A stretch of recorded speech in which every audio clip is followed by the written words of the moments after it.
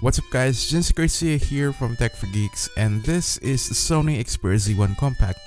Now, a lot of you guys are probably not a huge fan of big phones, and this is the kind of group of consumers that Sony is targeting.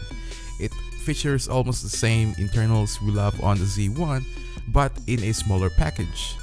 This particular unit was sent to us by our friends at Mobi City, and if you want to purchase your very own Xperia Z1 Compact, then do check out their website at mobicity.com. They have a huge range of unlocked smartphones, so definitely check them out to find out more. Now, Sony have done a great job making the phone as compact as possible. If you've seen our Xperia Z1 review, then you know how I was complaining about the size of the phone. It's very large for a 5-inch device, and even though the build quality was top-notch, just when you grab it, it's just not very comfortable to hold. The Z1 Compact, on the other hand, features the same build as the Z1, so it will still have the same premium feel but in a smaller form factor. Now, the phone has a very minimal design on both front and back sides with its flaps that covers the ports. Now, the left, you'll find the micro USB port, micro SD card slot, charging pins, and a micro SIM slot.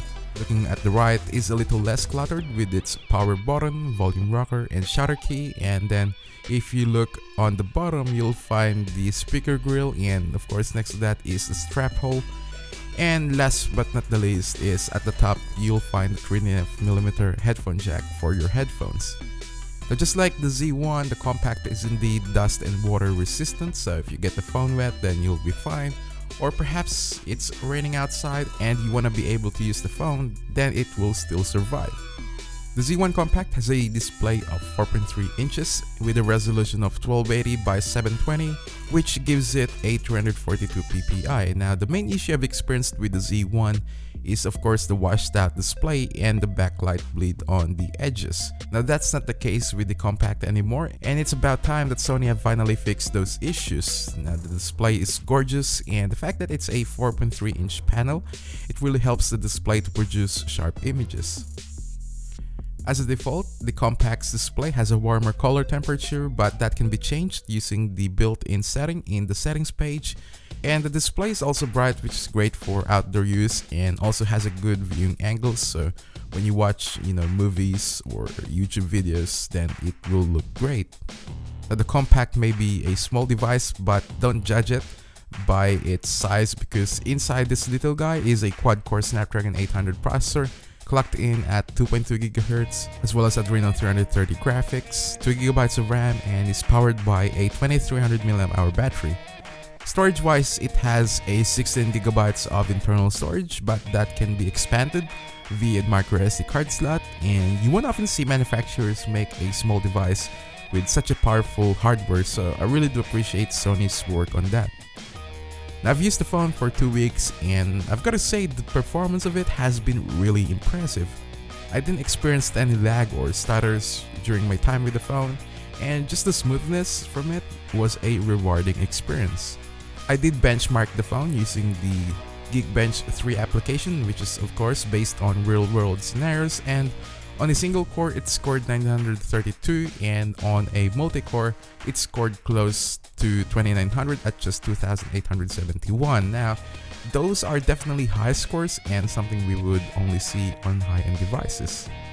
The phone runs Android 4.3 Jelly Bean, which should soon be receiving the KitKat update, and on top of that is also Sony's latest skin, which we saw on the Z1 and other Xperia phones. Now, what I love about this and Sense UI is how well they run on the device, and not just the Compact now. Apart from that, it's also very graphical and animated, and it really makes it different compared to other skins. It remains identical to Google's Holo design language, which is not bad, don't get me wrong. Until now, I actually still love the Holo design. But personally, I'm not the biggest fan of Sony's UI, and I do appreciate though some of the features like the multitasking button, which lets you open multiple applications at the same time, kind of similar to LG's and Samsung's UI, and they run really well as well, so that's really cool, and I didn't experience any problems with it, so it was a great experience overall. It also features, of course, all the exclusive Sony applications, so if you're a big user of those, then they're all on the Compact. There really is nothing to complain about the UI performance, especially with its powerful components, but we should definitely see more improvements once the KitKat update for this arrives. The Z1 Compact packs a 20.7 megapixel XMOR sensor with Sony G-Lens, and generally the image quality turned out great in some cases, but not the best. Taking images in superior auto mode still suffers from being oversaturated after processing, not just indoors but also outdoors. Some photos were lacking in contrast and vibrancy that you get with photos that are taken with an iPhone 5S or the Lumia 1020. Thankfully, with the manual mode, it takes advantage of its sensor as photos turned out sharp and vibrant with a great dynamic range. It was also helpful when taking low light shots, though in my opinion shots taken at night were a little soft. On the video side, videos looked amazing in full HD. The environment when I filmed this video was accurate, and you can really tell the amount of details this phone can take. The low light performance was pretty good as well, and much improved compared to the Z1, but I believe that's because of its new software update. Speaking of the software, you still get the same modes just like the Z1, so fans of the augmented reality effect will be happy about that, and of course the dedicated application button that will take you to the available camera effects for the phone, but when you start downloading the applications it will still take you to the Play Store, which makes it kind of useless. Where the Z1 Compact really shines is how long its battery lasts. For a 2300 mAh battery, the battery performance is impressive. Well, thanks to the lower display of course, and the optimization for making this possible. Now I can get the same runtime as two phones with a bigger battery like the Oppo N1, Note 3 and HTC One M8, and this is what really makes the phone worth getting.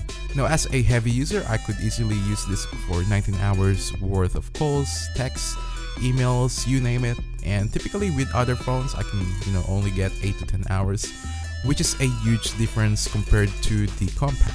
Now on a moderate use, I was able to get 3 days out of it, or probably more depending on the type of moderate user you are, and of course on a light consumption, well, I kind of lost count after literally using it for a short period of time. The battery overall is superb. Whether you're a medium or heavy user, the battery on this thing will not let you down. The Xperia Z1 Compact performed how high-end smartphones should perform. It's beautifully designed and will suit a lot of consumers looking for a small form factor with nothing to compromise. So there you have it, that's our full review of the Xperia Z1 Compact. Now let me know if this is something you would get if you were to purchase a smaller phone, or if you have anything to say about this, then do let me know in the comments below.